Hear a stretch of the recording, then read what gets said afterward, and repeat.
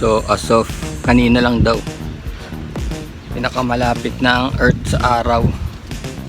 Sobrang init, 44 degrees. Joke lang, pero pakiramdam ganun no? Sobrang init. Buti na lang may mga puno rito sa amin.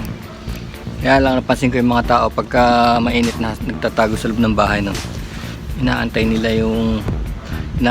yung lumilim mga 4 PM pa. So walang activity actually. Kung wala ka sa isang building na may aircon o hirap magtrabaho sa labas. Pagka ganito may mga riding no. So ang ginawa ko, nagpauso ko. May nakita rin yata ako sa internet noon ganito. Ginagawa niya, binabasa niya yung katawan niya. Kita niyo naka long sleeves ako no. Pero basa siya basa. So iba pa rin gaganyan mo lang. Ayan, tapos pupunta sa katawan. Mainit na nga rin to So ibang pakiramdam, parang para kang basa sa swimming pool. So hindi siya mainit. Pakiramdam ko basa sa pool. Tapos kahit na pumunta ako sa araw, kasi here, ganun pa rin.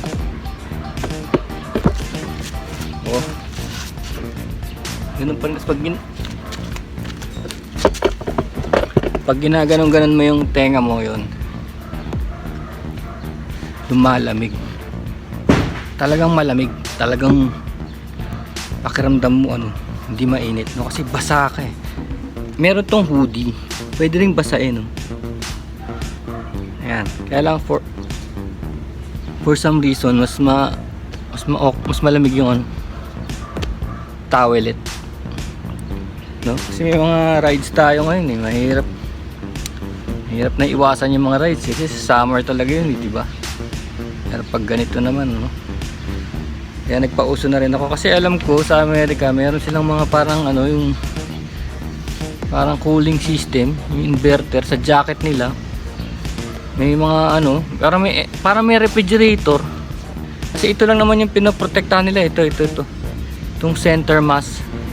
Diyan lang daw diyan daw pinoprotektahan Kahit nasa hypothermia, yung sa lamig naman ito yung pinaka nagiging last resort na kailangan protektahan. Kaya kita niya nauuna yung mga daliri na namamatay bago yung katawan talaga.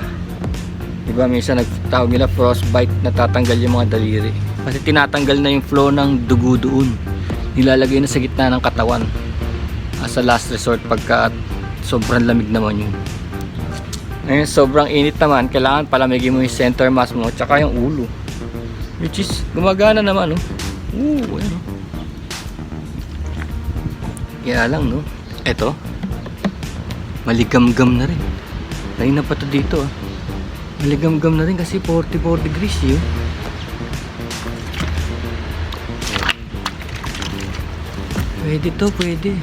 pwede to cooling system. At syempre habang nagra-ride motorbike, matutuyo din siya dahil sobrang init nga.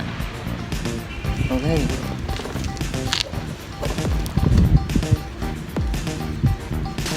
gandang tip yan. Tapos samahan niyo pa ng ganito diba?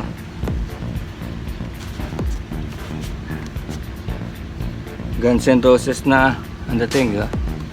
Just a little patience, yeah.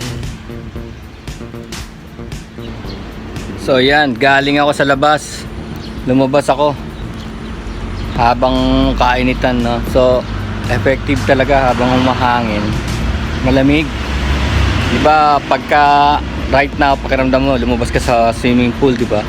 Pero habang umaandar, pumapasok yung hangin, ang lamig.